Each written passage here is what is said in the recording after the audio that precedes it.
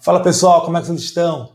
Vejam bem, resolvi gravar um vídeo aqui sobre um tema que está sendo muito falado nos meios de comunicação e também entre o pessoal concurseiro, entre o pessoal que estuda para concurso público. É um tema que tem gerado bastante polêmica e é esse aqui que está bem na tela para vocês. É sobre a possibilidade de convocação de governadores de estados por uma CPI. Será que uma CPI pode convocar governadores para serem ouvidos?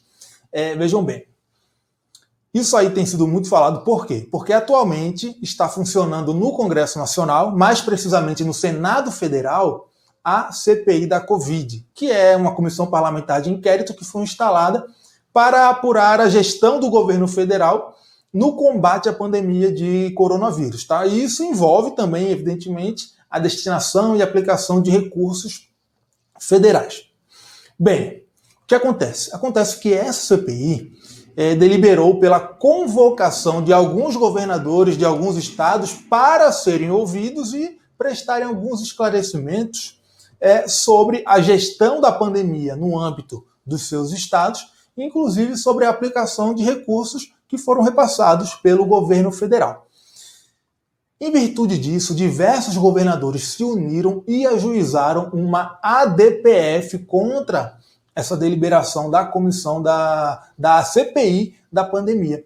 Essa ADPF foi a ADPF número 848. Tá? Ela foi distribuída para a ministra Rosa Weber, então ela é a relatora da ação, e inicialmente, monocraticamente, a ministra proferiu uma decisão cautelar impedindo a convocação dos governadores pela CPI. Essa comissão cautelar foi submetida ao referendo do plenário do STF e o STF referendou. Foi lá e confirmou que uma CPI não pode convocar governadores de estados. Tá? Lembrando que aqui a gente tem uma CPI federal, uma CPI instalada nas casas do Congresso Nacional. E o STF decidiu que ela não pode convocar governador de estado. Bem, o que a gente vai fazer aqui? Primeiro, para provas, vocês já sabem qual foi o entendimento do Supremo. CPI não pode convocar governador, tá? Na verdade, o CPI não pode convocar chefe de executivo, mas a gente vai chegar lá. Bem, então se aparecer na prova, uma CPI pode convocar governador, vocês já sabem que não pode. Mas a gente tem que saber também quais foram os fundamentos utilizados pelo Supremo Tribunal Federal nesse caso, porque esses fundamentos podem ser questionados também em uma prova, tanto uma prova objetiva, quanto subjetiva, quanto prova oral, tá? Principalmente em prova subjetiva e oral, mas na prova objetiva também pode aparecer alguma questão cobrando esses fundamentos. Bem, vamos lá.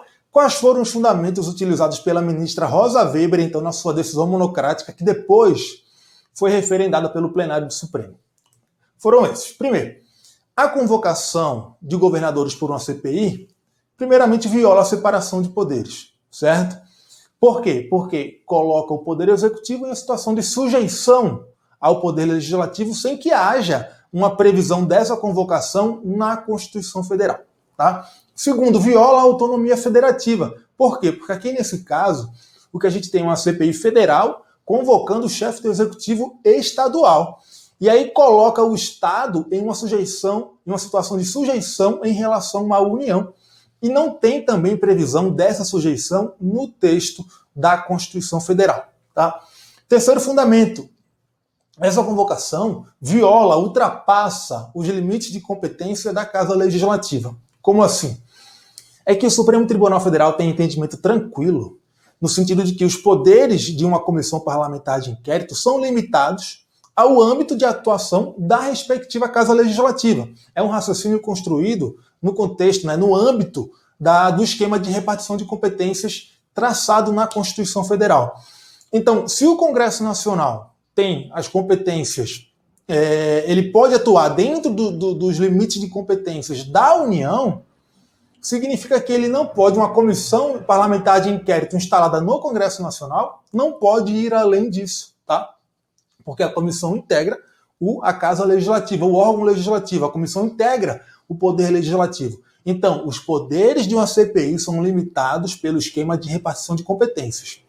A União não pode invadir a esfera de atuação dos estados. Por quê? Porque a União não tem competência para isso. Consequentemente, o Congresso Nacional não pode atuar invadindo a esfera de atuação dos estados, e uma CPI instalada no Congresso Nacional também não pode fazer isso. Logo, uma CPI do Congresso Nacional, no caso aqui do Senado Federal, não pode investigar a administração estadual. Isso foge do escopo de atuação de uma CPI federal. Por quê? Porque ela tem que atuar dentro do âmbito de atuação do Poder Legislativo Federal. Tá? Por isso que ela não pode fiscalizar a administração estadual. Isso ultrapassa os limites de sua atuação. E por último, a convocação de governadores por uma CPI invade a esfera de atribuições do Tribunal de Contas nesse caso. Por quê? Porque um dos motivos de convocação dos governadores foi apurar, né, a aplicação das verbas federais no âmbito desses estados. E segundo entendeu ali, alegou a ministra Rosa Weber na sua decisão, o julgamento das contas da aplicação de recursos públicos compete ao Tribunal de Contas, não ao Poder Legislativo. O Poder Legislativo só julga contas de gestores públicos em um caso, quando é conta prestada pelo respectivo chefe do Poder Executivo. Então, o Congresso Nacional só julga a conta de gestor público quando é conta do presidente da República. Nesse caso, o Tribunal de Contas emite um parecer prévio. Não é ele que julga, é o Poder Legislativo, mas ele emite um parecer prévio. Nos casos dos demais gestores de verbas públicas, é o próprio Tribunal de Contas que julga essas contas, não é o Poder Legislativo. Então, a ministra entendeu o seguinte, olha, quem julga as contas desses gestores públicos aí é o Tribunal de Contas. Quem julga a aplicação de recursos federais repassados aos estados é o Tribunal de Contas. Está previsto no artigo 71 da Constituição. Então não cabe a uma CPI convocar governadores para investigar a aplicação de recursos federais. E aí ela proferiu a decisão com base nesses 4 fundamentos e entendeu pela impossibilidade de uma CPI do Congresso Nacional convocar governadores. Tá? Vamos dar uma analisada em cada um desses fundamentos. Tá? Primeiro, separação de poderes. O que acontece é o seguinte, a Constituição Federal, ou melhor, o poder constituinte originário, quando traçou o esquema de separação de poderes, lembrando que a separação de poderes é prevista na nossa Constituição no artigo 2º e é cláusula pétrea, está prevista no artigo 60, parágrafo 4º. Então, uma emenda constitucional não pode modificar o esquema de separação de poderes de um modo que afete o núcleo essencial da separação de poderes. Beleza?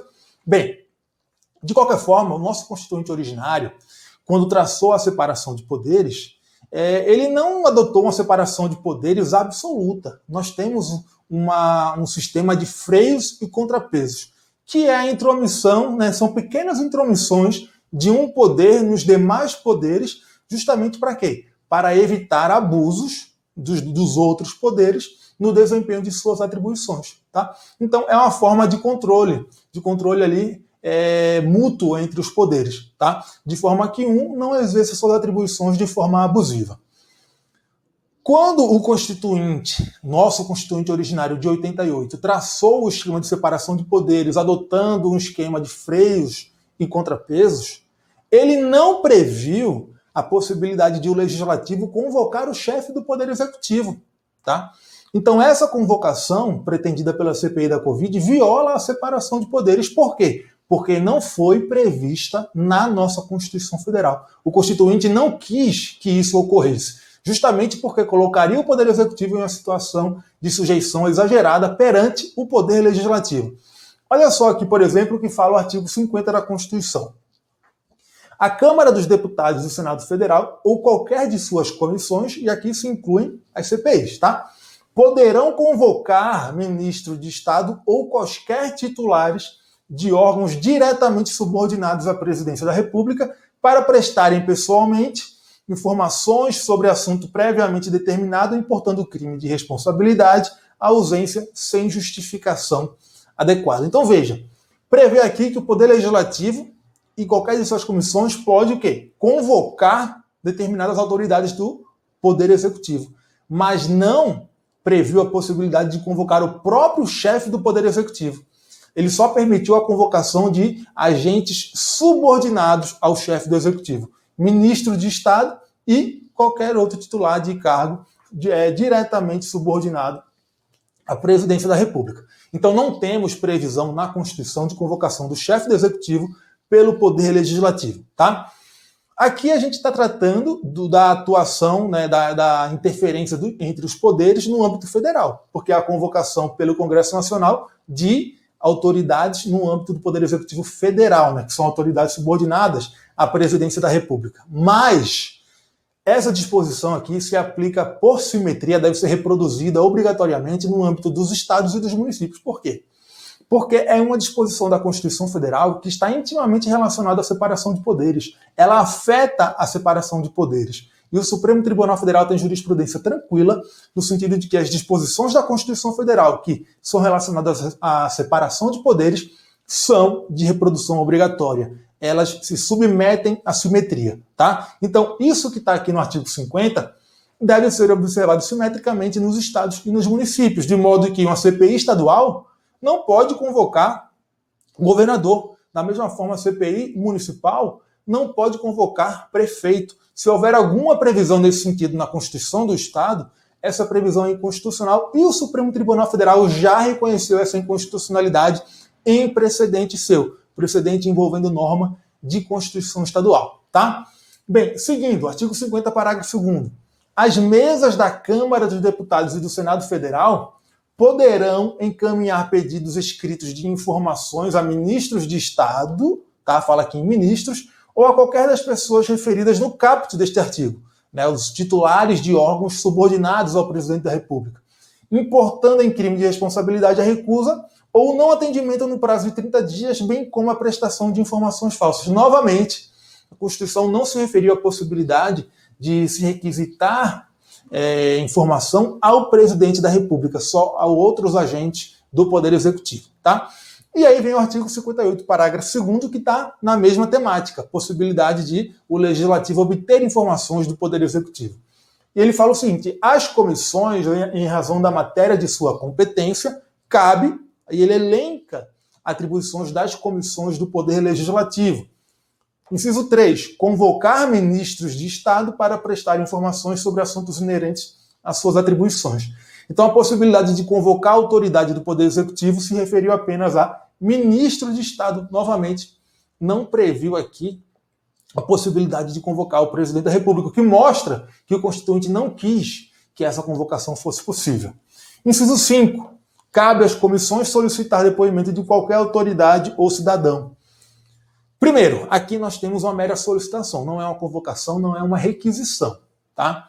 Segundo, o fato de ter escrito aqui qualquer autoridade é interpretado, e foi interpretado assim pela ministra na sua decisão, e ela mencionou a interpretação dada pelo José Afonso da Silva em relação a esse dispositivo, no sentido de que a expressão qualquer autoridade não engloba o presidente da República, justamente por conta da separação de poderes.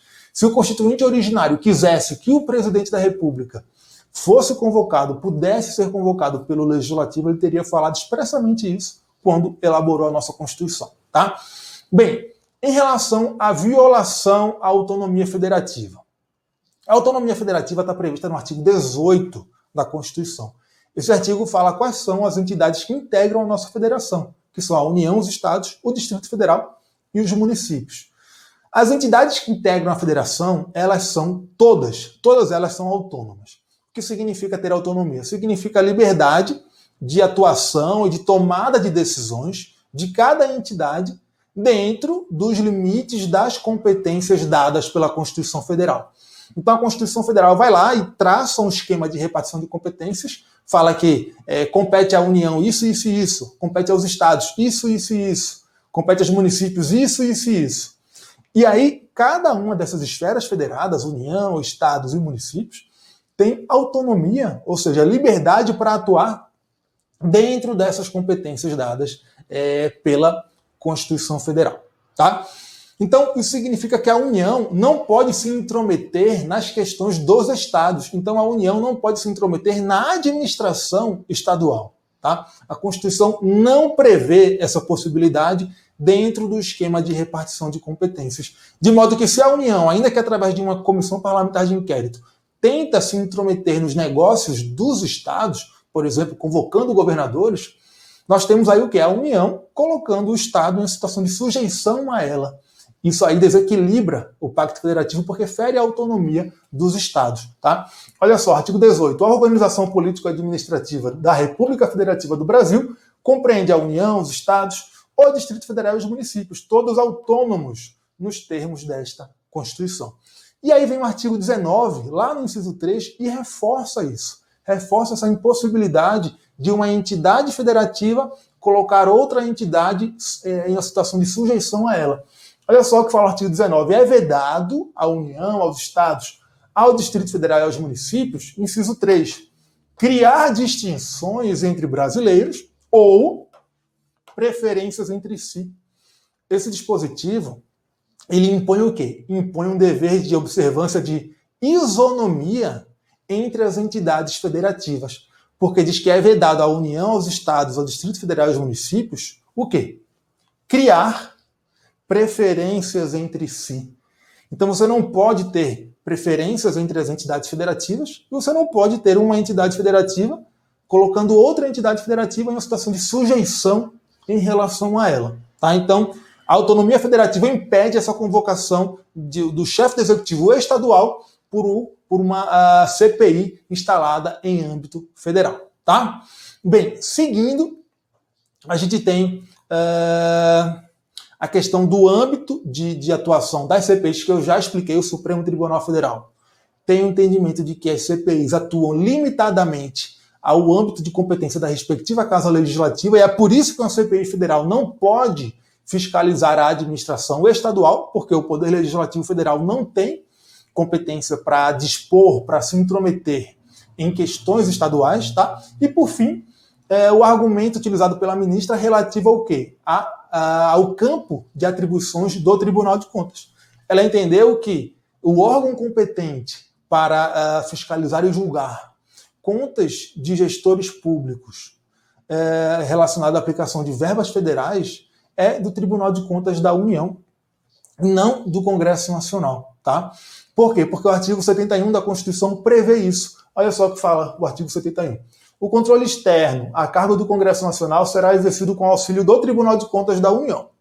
Então, beleza, o Tribunal de Contas da União auxilia o Congresso Nacional no controle externo.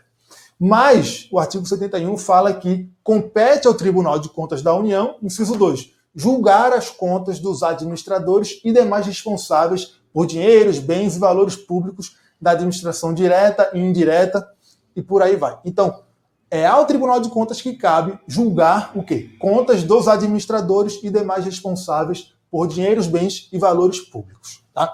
E aí vem o inciso 6 e fala que cabe ao Tribunal de Contas o quê? Fiscalizar a aplicação de quaisquer recursos repassados pela União mediante convênio, acordo, ajuste ou outros instrumentos congêneres a Estado, ao Distrito Federal ou a município. Então, se apegando a essa previsão no texto da Constituição, a ministra falou o seguinte, olha, não cabe ao Congresso Nacional, e portanto não cabe a uma comissão parlamentar de inquérito, querer apurar a aplicação de recursos federais pelos estados no âmbito do combate à pandemia de coronavírus. Esse foi só mais um argumento utilizado pela ministra Rosa Weber.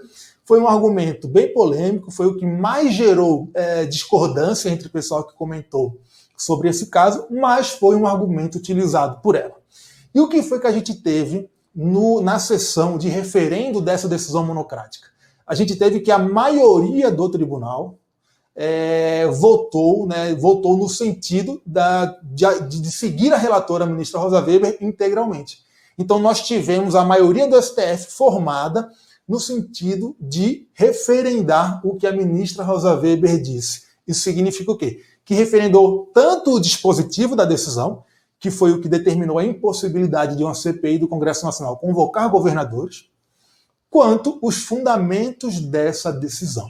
Tá? Então a maioria do Supremo acompanhou os fundamentos da decisão da Rosa Weber e também o seu dispositivo, no sentido da impossibilidade de uma CPI do Congresso Nacional convocar governadores para serem ouvidos. E os demais ministros? Os demais ministros, que foram Alexandre de Moraes, Gilmar Mendes, Marco Aurélio, Barroso e o Nunes Marques, também acompanharam a relatora, mas acompanharam a relatora no dispositivo da decisão. todos eles concordaram que, nesse caso, uma CPI do Congresso Nacional não podia convocar governador. Não podia, tá? Mas esses 4 primeiros, Alexandre de Moraes, Gilmar Mendes, Marco Aurélio e o Barroso, fizeram uma ressalva em relação ao fundamento de que da atribuição do Tribunal de Contas. Eles ressalvaram a observação que a ministra fez, no sentido de que a convocação pretendida pela CPI usurparia a atribuição do Tribunal de Contas. Por quê? Eles entenderam o seguinte, olha, o fato de caber ao Tribunal de Contas julgar essas contas não exclui a possibilidade de o Poder Legislativo, por meio de uma CPI, fiscalizar também a aplicação desses recursos. Até porque o controle, essa fiscalização que seria feita pela CPI, seria uma fiscalização de natureza diferente, porque seria uma fiscalização de caráter político. Tá? Então, eles entenderam que a atribuição do Tribunal de Contas para julgar essas contas não exclui a possibilidade de o Poder Legislativo fiscalizar a aplicação desses recursos. E o ministro Gilmar Mendes fez uma observação adicional, que foi o seguinte: lembra que a gente falou que lá nos artigos 50 e 58, quando a Constituição diz que o Poder Legislativo pode convocar autoridades do Executivo, pode solicitar informações, esses dispositivos não mencionam o presidente da República. E aí a ministra concluiu que, como não mencionam o presidente da República, o chefe do Executivo não poderia ser convocado por uma comissão parlamentar de inquérito. E aí o ministro Gilmar Mendes veio e falou o seguinte: olha, beleza, entendi o que você falou, mas a impossibilidade de uma CPI convocar o chefe do Executivo independe de não estar previsto o nome do presidente da República nesses dispositivos. Isso decorre simplesmente da separação de poderes. Já que a gente consagra a separação de poderes, nós não podemos ter o chefe de um poder se submetendo a outro poder. Tá bom? Em relação ao Nunes Marques, ele também seguiu o dispositivo da decisão da Rosa Weber, só que também apresentou ressalva. Mas as ressalvas dele foram diferentes das ressalvas dos demais ministros. Por quê? Porque o que ele entendeu foi o seguinte: olha só, governador de estado, né, quem recebe recursos federais, deve prestar esclarecimentos a uma CPI instalada no Congresso Nacional, ainda que seja governador de estado. Só que, nesse caso, os governadores não podem ser obrigados a depor perante a CPI. Por quê? Porque eles estão eles seriam ouvidos na condição de investigados. E o próprio Supremo Tribunal Federal já afirmou um entendimento no sentido de que investigado não é obrigado a comparecer perante CPI. Tá? Por quê? Por conta do direito à não autoincriminação, tá bom? E da presunção de inocência.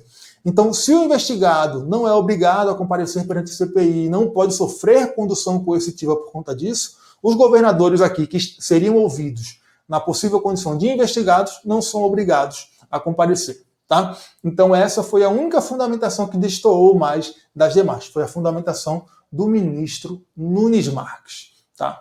Só uma observação. Em relação à convocação do chefe do Executivo pelo Poder Legislativo, isso não pode ocorrer, seja uma convocação de CPI federal, de uma CPI estadual, de CPI municipal. E independente de ser chefe do Executivo estadual, federal ou municipal. Por quê? Por conta da separação de poderes. Tá? E como eu falei aqui, quando a gente estava analisando os artigos 50 e 58 da Constituição, essas disposições que envolvem a separação de poderes devem ser reproduzidas obrigatoriamente nos estados e nos municípios. Então, se na Constituição Federal não tem a possibilidade de o Legislativo convocar o presidente da República, no âmbito estadual e no âmbito municipal também não tem essa possibilidade de o Legislativo convocar o chefe do respectivo Poder Executivo. Tá? Então, muita atenção, porque é um raciocínio que pode ser aplicado para outros casos envolvendo outras esferas federativas. Tá? E só uma observação para a gente finalizar, essa não foi a primeira vez em que o Supremo Tribunal Federal se deparou com essa questão. A gente tem um outro precedente, que é esse mandado de segurança aqui, ó, 31689, também uma decisão cautelar. Tá? Nessa decisão cautelar, foi uma decisão monocrática, no sentido da impossibilidade, de uma CPI federal convocar governador, tá? Mas o que aconteceu foi que esse mandado de segurança depois foi extinto sem resolução do mérito por perda superveniente do objeto. Tá? De qualquer forma, a questão já tinha sido apreciada pelo Supremo Tribunal Federal, em decisão monocrática, é verdade, mas já tinha, e tinha sido no mesmo sentido que foi decidido agora na DPF 848. Beleza?